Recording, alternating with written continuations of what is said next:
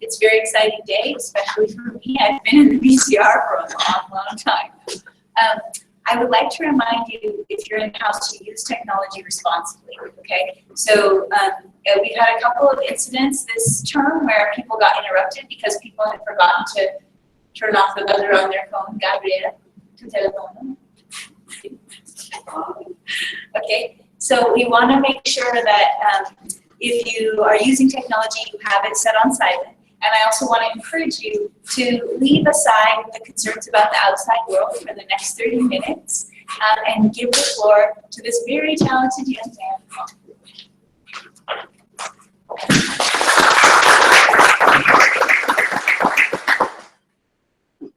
Imagine yourself stuck in traffic on your way to school or work, frustrated that you were on the right place.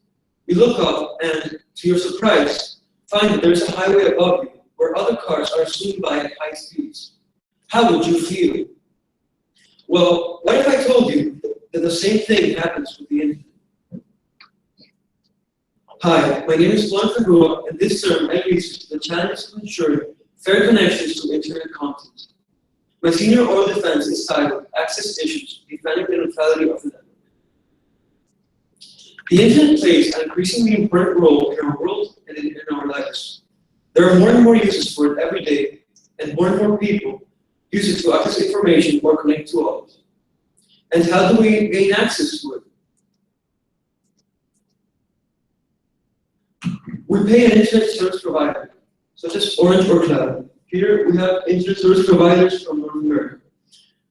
Now, I always thought that if you paid the fee for a certain connection speed, say 5 megabytes per second, that it would be the same for everything I access on the internet. Unfortunately, that is not the case. As you can see on the graph, a large portion of internet traffic comes from people using Netflix and YouTube. 32% for Netflix and 70% for YouTube, and this is in North America, by the way. In order to meet such high demands, these websites often make certain arrangements with internet service providers to make sure that users can access them. So, as a hypothetical example, Netflix might pay Verizon to provide fast connection speed to users who access Netflix. Naturally, this comes at the cost of poor connections to other sites. Sometimes there are legitimate reasons for internet service providers to do this. It may be more efficient to store highly popular content in a quickly accessible manner in order to avoid more overall congestion. But sometimes this may happen due to the commercial interests of these companies. Now, how often and to what extent does this manipulation occur? It's hard to tell, and frankly, I didn't focus much on it. What matters is that it does happen, and it raises the question, how should we address this problem? The concept of network neutrality, essentially trying to ensure that the internet remains fair, emerged in response to this. Network neutrality does not have a universal interpretation. Mainly, it comes in two flavors: download neutrality and upload neutrality. Download neutrality means that, at a technical level, all data is treated equally. A piece of information is transmitted to the user at the same speed, no matter the website where it comes from or the format of the data. Sounds like a fair solution, right? Well, even assuming this were possible, it would actually be unfair. As it turns out, not all content in the internet has the same format, and as a result, they don't have the same needs. If you're downloading a document, such as a PDF, it doesn't affect you if the download speed is very fast at the beginning and then gets slower towards the end. What really matters is the average download speed. Now, engaging in a video chat, such as Skype, is very different. If the connection gets slow, even for brief moments, the video will be lagging or making short pauses. The audio might get distorted, or there might be echo. Even if the average connection speed is adequate, these issues would significantly harm the user's experience. So when it comes to video and other sensitive applications, it's important to consider the consistency and quality of the connection, not just the average speed. This brings us to the so-called upward neutrality, which focuses on creating equal consumer experiences for all content. Although upward neutrality makes more sense for the user, its broad nature also makes it more difficult to implement. How can we define it in a way that's specific and objective? And how can we regulate it when it varies so much from case to case? These are difficult challenges to solve. The internet, after all, is complex and messy. Its structure has different layers with many technical subtleties. It has many exceptions to general patterns, and the analogies we have used, such as the highways, aren't completely accurate. Developing and following strict laws would be so difficult that we must reconsider if regulating neutrality would actually benefit users. As George Anders, recipient of the Pulitzer Prize for National Reporting, remarks on MIT Technology Review, codifying too many overarching principles for the internet makes many engineers uncomfortable. In their view, the network is a constant work in progress, requiring endless pragmatism. Its backbone is constantly being torn apart and rebuilt. The best means of connecting various networks with one another are always in flux. The internet structure needs to be flexible and adaptable to changing technologies and changing needs, which is why too much regulation would hinder its potential improvements and capability to adapt. In the words of Tim Berners-Lee, who was the founder of the World Wide Web, it is the cleanness of the internet's original design and the strict independence of layers which allowed the internet to grow and be useful. It allowed the hardware and transmission technology supporting the internet to evolve to a 1,000-fold increase in speed, yet still run the same applications. It allowed new internet applications to be introduced and to evolve independently. In other words, we can't just blindly prioritize network neutrality, as it is crucial to also consider the possible technological aftermaths. Thus far, we have discussed issues regarding different connection speed, but another important component of network neutrality is that of blocking content. Should content be blocked? Well, viruses, pirate content, and other malicious applications are harmful to both the public and to internet service providers, and in this case, they should be blocked whenever possible to avoid damage being caused to the web or to web users. On the other hand, all benign content should be made available to users. It is not fair for a content provider to not gain access to users because the internet service provider decides not to do so. Tim Wu, who is a professor of Columbia University, who introduced the concept of network neutrality in the first place, says, overall, there is a need to strike a balance between legitimate interests and discriminating against certain users, and reasons that are suspect either due to irrationality or because of costs not internalized by the broadband operator. An important question is, should the blocking of content be exercised by the government, or should it be exercised by internet service providers? I believe it should be the latter, as governments could potentially be more aggressive in what they choose to block. For example, in China, Facebook is blocked, even though Facebook is not a malicious application and it is useful for users.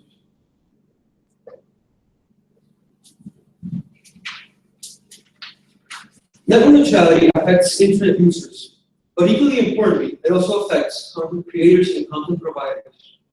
These are the programmers that create apps, the musicians that create songs, and essentially everyone who creates content for internet users. Their importance must not be overstated.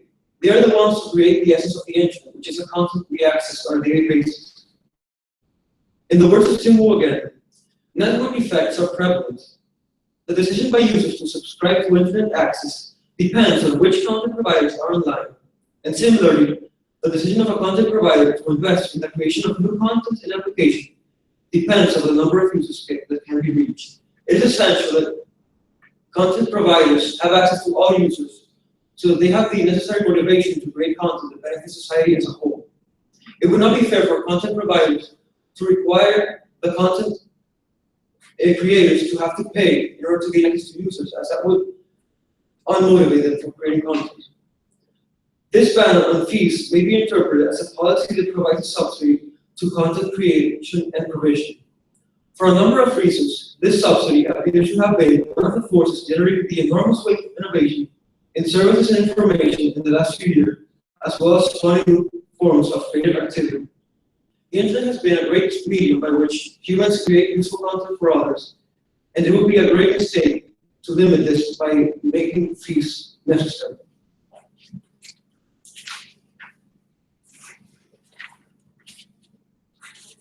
Ultimately, the main goal is to foster a better internet, one in which users have quality service and content creators can thrive. This entails mostly two general things: allowing the internet's technological structure to evolve and improve, and promoting a fair competitive environment. I believe there should be limited legal regulation from the government and a broad constitution of sorts for what constitutes reasonable practices from internet service providers. This document has been missing and therefore has created a lot of confusion that is recent. There should be some mechanism by which users and content creators can petition for specific suspicions to be monitored, in which case the government or other agency would check if their violations must be punished. That way, users and content providers can take an active role in ensuring that the internet is fair for everyone. That being said, this is a hypothetical ideal, and I recognize that it might take some time to develop an effective method of regulation. At this point, I believe it is our duty as internet users to raise awareness and voice our concerns to politicians currently making these policies. As with many important societal issues, there is little we can do individually, but collectively we can have strong impacts. In the words of Andrews, once again, we need a network neutrality strategy that prevents the big internet service providers from abusing their power, but still allows them to optimize the internet for the next wave of innovation and efficiency. Tim Berners-Lee puts the importance of the internet into perspective. The internet is increasingly becoming the dominant medium by us. The neutral communications medium is essential to our society. It is the basis of a fair competitive market economy. It is the basis of democracy, by which a community should decide what to do. And it is the basis of science, by which humankind should decide what is true. Thank you.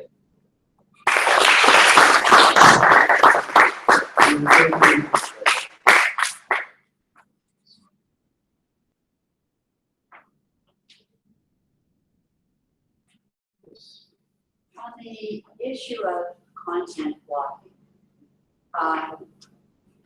who should define what is benign content? Because surely that would vary a lot between individuals. That is a really interesting question. I think it involves like both legal issues, also like moral issues. I'm sure the laws vary by country. So in that case, it would be necessary to apply like the Constitution and other laws to like the content being discussed. But I also think that internet users should have a big say in the process, because ultimately they're the ones who should decide if the content is useful for them or not. So I think it varies a lot. It's hard to tell, honestly, like it's a lot of gray areas. But we're currently in an age where like these types of issues are starting to be defined, and hopefully soon we'll find like some better, strong ways to define this. So is part of net neutrality the idea that of censorship? Sort of like You're framing net neutrality as being about equal access for people in terms of speed. Yeah. But then also, what you use the word pirate content. yes.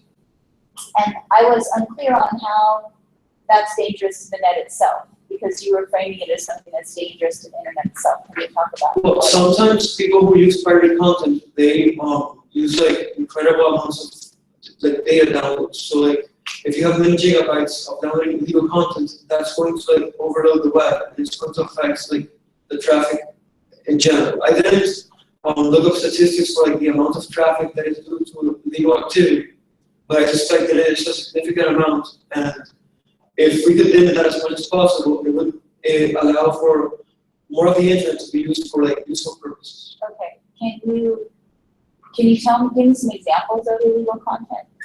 For example, if you are downloading music that you didn't pay for, that's legal content. Okay. Or movies, or any content that like you're supposed to pay for it, but you're using some sort of sharing mechanism that is not technically allowed to download. Okay. And so then who am I stealing from? I think you are essentially stealing from like the creator of the content, because this reminds me of Gabe's presentation. Like I think that the users are responsible for like giving appropriate respect to the creator and like paying the appropriate amounts. Because if you avoid paying that, then like they're not gonna get the profits they should be getting. Okay. So you were thinking there needs to be a governing body that kind of looks over that. For both like the purpose of regulating like uses of the internet and also like for helping defend society as a whole, because I think it goes beyond just internet users. Like if defending neutrality is going to help artists, that's like a positive thing that we must try to achieve more. Yes. So let's boil down to whose responsibility is it? How much social responsibility do you think the big service providers have? Because there article I just last night about how Google is now blocking advertising for short-term loans. So that's their opinion, that short-term loans should not be, should the big companies be making decisions, or should governments and society make decisions?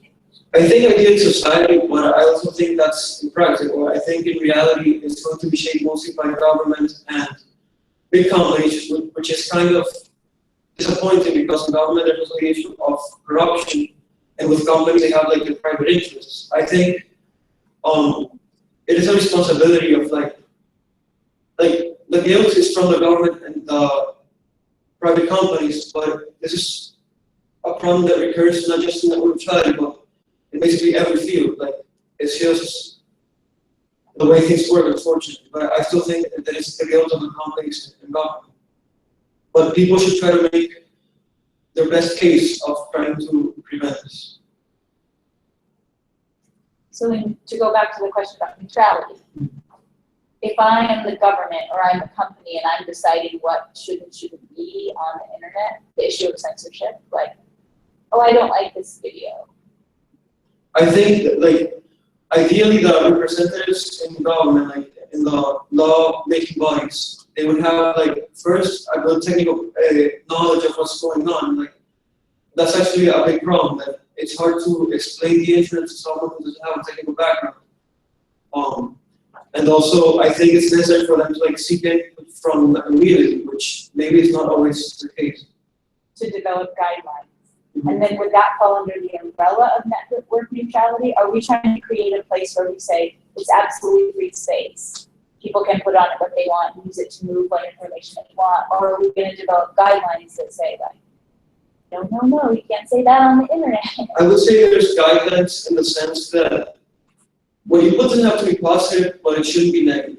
So like if it has a neutral impact, like if you just share your opinion, I think it shouldn't be regulated. But if you're like doing something that's illegal on the internet, then I don't think that should be like regulated against. So the same laws that apply to me walking up and down the street should apply when I'm on the web. Exactly. Is that not the case currently? That, for example, if your country has laws against hate crimes, they apply if you have hate literature on the internet, particularly against targeting easily identifiable groups. I believe so. I think they do apply, but also with the internet, it's hard to like distinguish between when something is done like in one country or another. Like, because if you do it in an international community, then that raises a question of like which national law should take precedence. So like there's just a lot of gray area in general. But in theory, yes, it's supposed to be the same laws. So we don't have guidelines about that yet. Like if I publish, okay, so if I'm in a country where the sex trade is legal, for example, and I publish graphic images of that, and then it goes to a country where that's not legal. I'm not entirely sure, but I think, like, if you're not a citizen of a country, I don't think you can be punished for, like, someone else in that country using it in a way that you didn't intend to be used for, like. Or that you did intend to be used for, but is accepted in one social context and not another. It's very hard to, like, keep track of who's, like, guilty these cases. You mentioned China. What are your feelings about the policies they have in place protecting citizens? Well, I believe they shouldn't be restricting Facebook because, like, maybe they have their reasons and their like cultural opinions against it. But I feel like if that's the case, it should be like the individual people deciding whether or not to use Facebook. Because I don't think Facebook is intrinsically negative or illegal. It's just, where do you think we'll be at? Not necessarily where we should be at, where do you think we should be at, but where do you think we will be at in 15 years?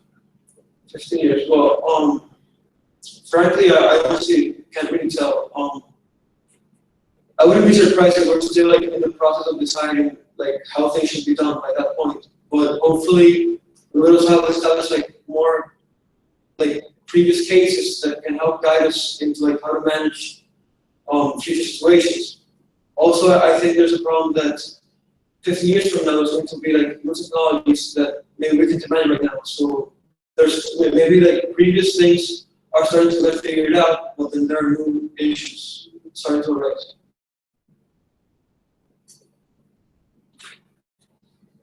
Thank you.